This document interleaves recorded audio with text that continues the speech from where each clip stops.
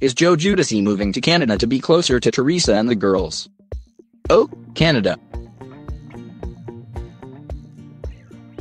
Joe Giudice is currently waiting to find out the decision of his deportation appeal, after a judge ruled that he would be deported back to Italy. Joe came to the United States when he was just a baby. Joe is currently being detained by ICE after serving 3 years for bankruptcy fraud and conspiracy to commit mail and wire fraud.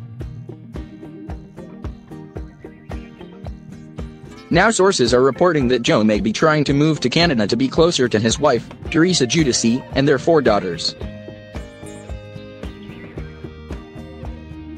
Teresa and her family have been appearing on The Real Housewives of New Jersey since season 1. Many of the storylines on the show revolve around Teresa and her family's situations. Earlier this month they already started filming for next season of The J. According to Hollywood Life, sources close to Teresa and Joe explained, Joe is exploring all his options in the event he does get deported, including moving to Canada. He is looking into it seriously. He cannot imagine being far away from his daughters.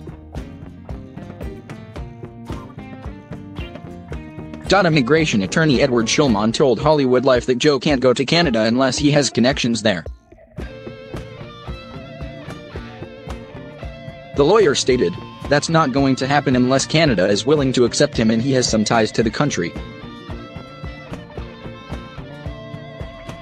If Joe had citizenship in Canada as well as Italy, or if he had permanent residency in Canada and Canada is willing to accept him, then it's not a problem. But if he has no ties to Canada, that's not going to happen. However, the attorney added that Joe can visit anywhere he wants as long as the place he wants to go is willing to accept him. If Joe and Teresa have some connections or family members in Canada, then it very well could happen. Could Bravo give them their own spin-off show in Canada? The attorney said, Joe would probably be deported to Italy and then he would request a visa or some mechanism to allow him to be able to enter Canada, and then Canada would have to accept him. If Canada doesn't accept Joe, then it's a no-go. I'm hoping for the best for Teresa, Joe, and the girls.